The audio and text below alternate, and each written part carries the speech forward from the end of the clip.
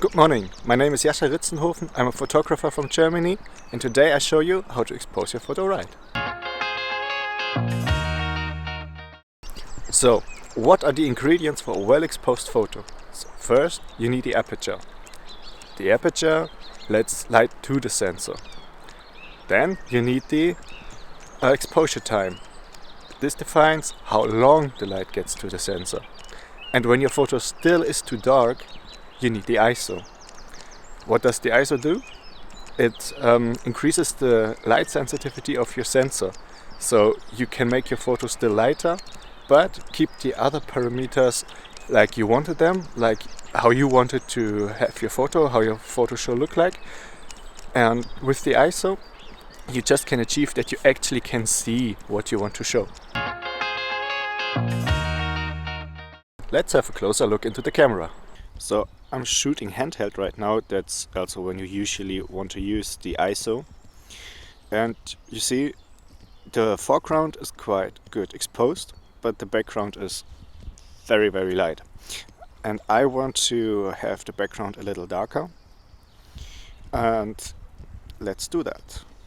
For that I will close the aperture a bit, and actually I also can close or go down with the exposure time a bit. And actually that already looks quite good, but to show you what the ISO in the end does, I will close the aperture a bit more. We'll not close the exposure time, I will decrease the exposure time a bit, make it a little slower, and then I will increase the ISO, and you see, you just make your photo lighter.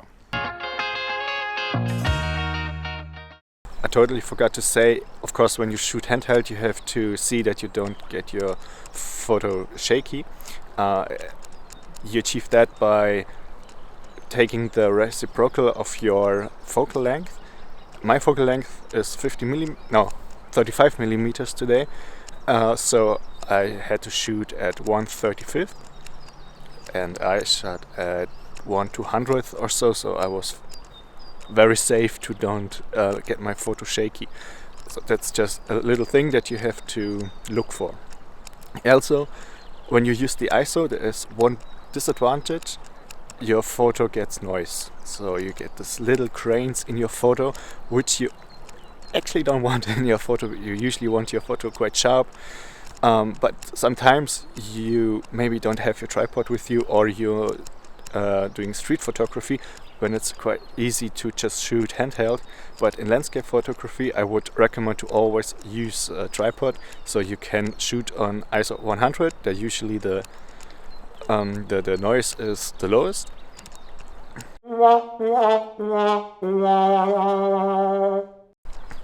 Sorry, I just lost it for a moment. What I wanted to add is that cameras nowadays are very good in noise reduction, and you can go up to, I think, ISO 1600 and you still have less noise, or a little noise, a lot noise compared to ISO 100, but not as bad as it was before.